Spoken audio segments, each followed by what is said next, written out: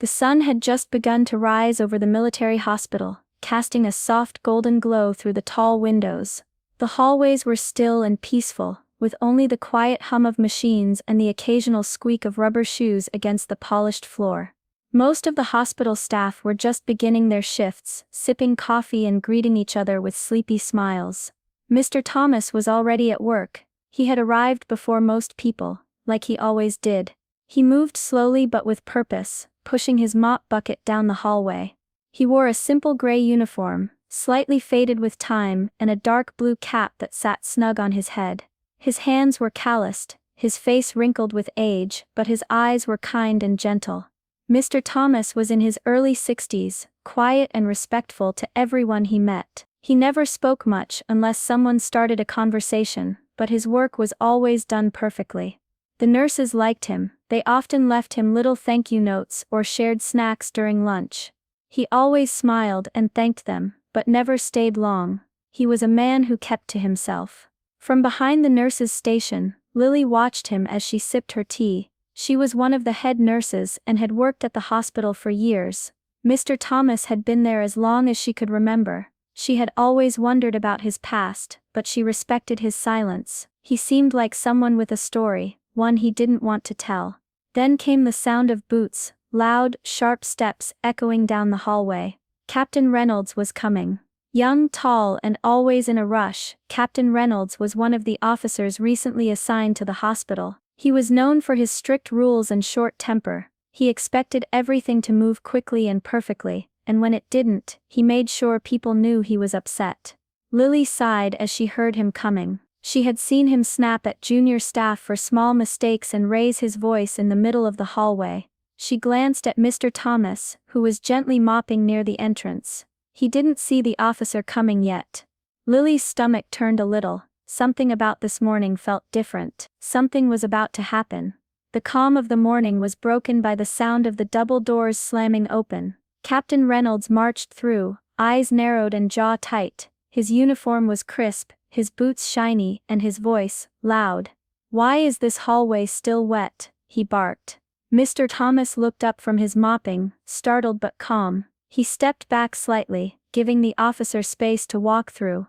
"Apologies, sir," he said softly. "Just finished this section, it'll dry in a minute." But Captain Reynolds didn't want to hear it. "I shouldn't have to watch where I step in my own hospital," he snapped. "You're supposed to clean before people arrive, not block the hallway in the middle of the day." "It's only 6:15 a.m., sir," Mr. Thomas replied, his voice low and even. "Most staff don't start coming through until—" "Don't talk back to me," the officer interrupted, his voice rising. "If you can't do your job properly, maybe you shouldn't be here." Lily froze behind the nurses' station. A few other nurses stopped what they were doing, exchanging nervous glances. No one spoke. It wasn't the first time Reynolds had yelled, but yelling at Mr. Thomas? That was different. Mr. Thomas didn't argue. He bent down to pick up a damp cloth he had dropped, moving slowly, knees creaking from years of wear.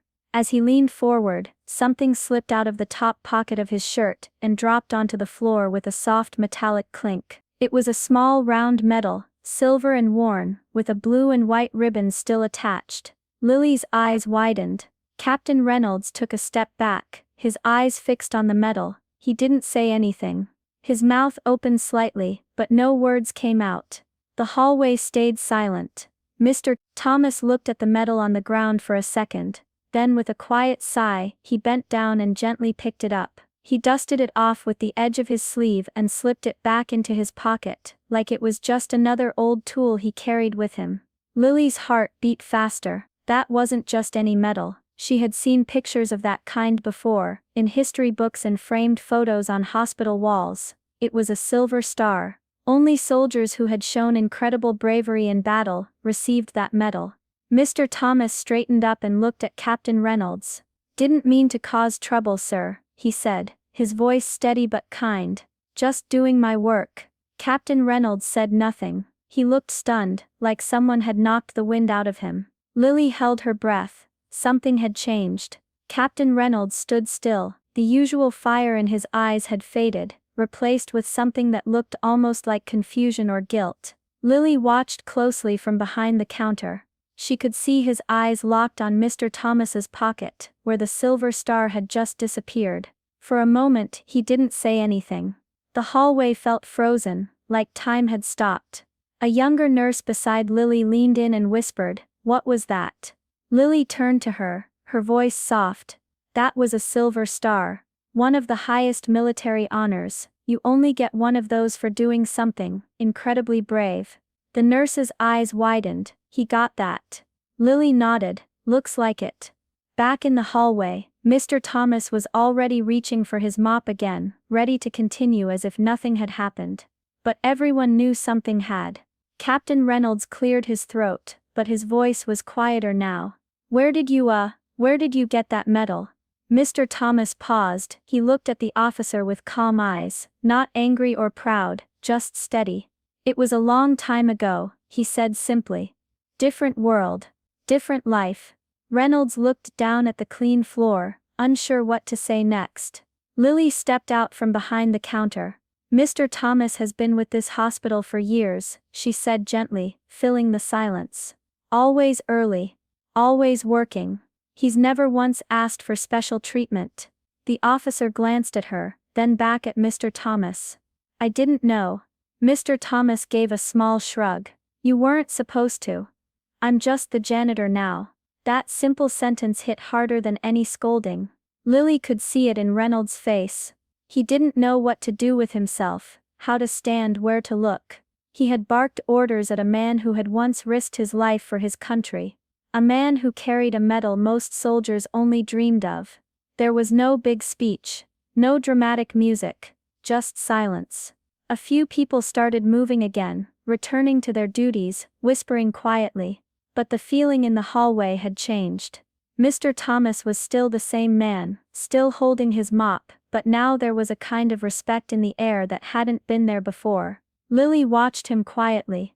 She thought of all the mornings he had cleaned these floors while people walked past without seeing him.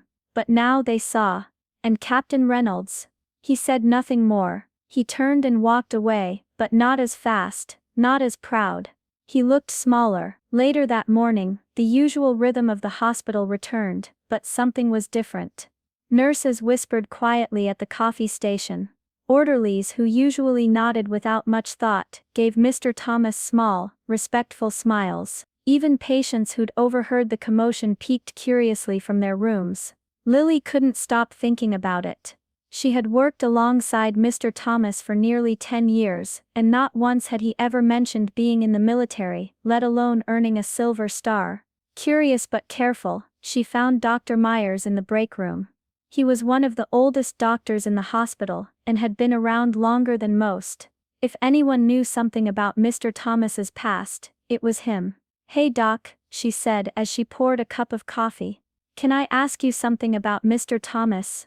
Dr. Myers looked up from his clipboard, eyebrows raised. "What about him? Did you know he's a veteran?" she asked. "He dropped a silver star this morning. Captain Reynolds saw it." "Doctor?" Myers leaned back in his chair, his expression turning thoughtful. "Ah, so it finally slipped out." Lily blinked. "You knew?" The doctor nodded. "I've known for a while. He doesn't like to talk about it. Said he came back from war wanting peace, not praise. Just asked for a simple job, something quiet." Lily was silent for a moment. "Do you know what he did?" "I don't know everything," Dr. Myers said, "but I've heard bits over the years. He saved a group of soldiers when their unit was ambushed, stayed behind so others could get out. Took a lot of injuries himself, but still got his team to safety. That medal is real. And he earned every bit of it." Lily felt a wave of emotion rise in her chest. She thought about how many times she had passed him in the hallway, said good morning, and never once imagined the kind of life he'd lived before. "He never mentioned any of it," she said quietly. "He didn't want to be treated differently," the doctor replied. "Said being kind to people, and doing your work right, that was enough honor for him." That afternoon, Lily told a few other staff members. Not to gossip, but so they would understand. Respect him, not out of pity or awe, but because he had always deserved it, even when they didn't know. Word spread gently, respectfully. No big announcements. Just quiet conversations and nods of understanding. As for Captain Reynolds, he kept to himself the rest of the day. He passed Mr. Thomas in the hallway once or twice, but this time he didn't yell. He didn't even speak. But Lily could see the change in his face. He was thinking. Maybe learning. By the end of the day, the hospital halls had settled into their usual rhythm, nurses checking charts, machines beeping softly, the faint scent of disinfectant in the air. But something still lingered from the morning's events. Everyone could feel it. Mr. Thomas was wiping down a row of windows near the east wing when Captain Reynolds found him again. The officer didn't walk with the same heavy boots or loud steps this time. He approached quietly, almost hesitantly. Mr. Thomas didn't turn around right away, he simply kept working, slowly and carefully, his cloth moving in steady circles. "Mr. Thomas," Reynolds said, his voice much softer than before. The janitor paused and looked over his shoulder. "Yes, sir?" There was a long silence. The officer shifted his weight, searching for the right words. "I was out of line this morning," he said finally. "I treated you with disrespect. I didn't know who you were. But even if I didn't, that doesn't excuse it." Mr. Thomas looked at him for a long moment. Then he nodded. "Appreciate you saying that, Captain." Reynolds lowered his eyes. "When I saw that medal, I felt ashamed. I've only been in the service a few years. I've trained hard, but I've never faced combat. Not like you." Mr. Thomas gave a small smile, not proud, not boastful, just gentle. "War isn't something to chase. It changes you.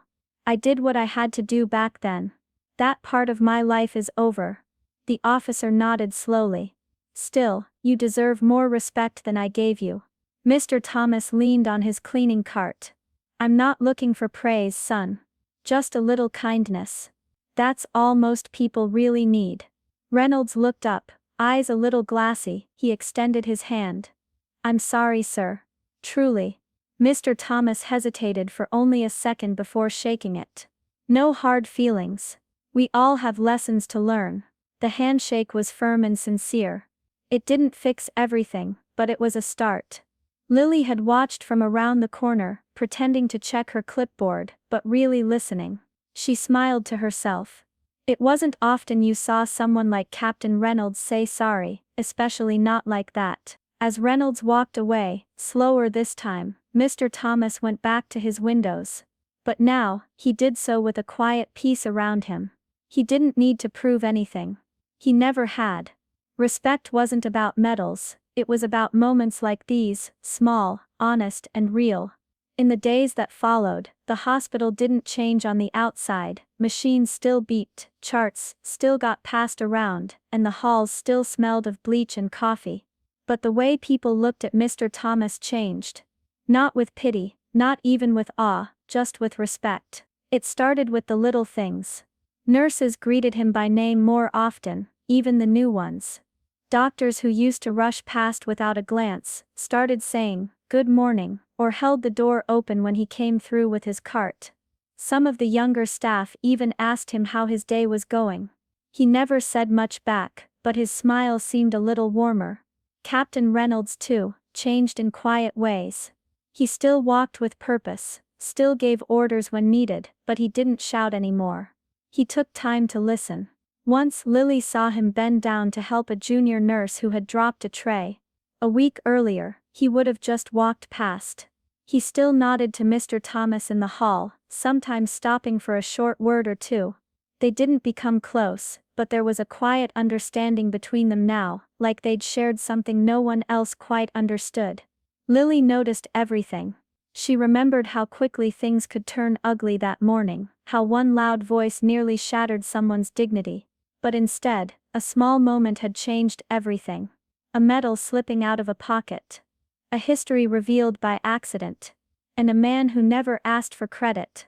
Mr. Thomas hadn't started wearing his medal around, or sharing war stories. In fact, he still wore the same faded uniform and pushed the same mop bucket. But now, when people saw him, they didn't just see a janitor. They saw a man who had lived through fire and chose peace. A man who didn't need to shout to be strong. Lily believed most people would forget the exact details of that morning over time. But the feeling of it, the lesson would stay. Treat people well, not because of who they used to be, or what they've done, but because every person matters. Even the ones we walk past without noticing. The hospital moved on, as it always did.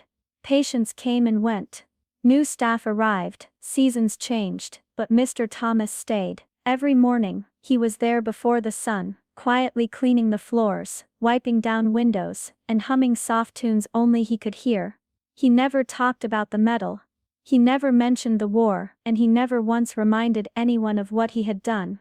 But no one forgot. People didn't treat him like a hero, not in a big flashy way. They just treated him with kindness and care. Not because of the silver star, but because they finally saw him for who he truly was. Lily often watched him from her station as he worked.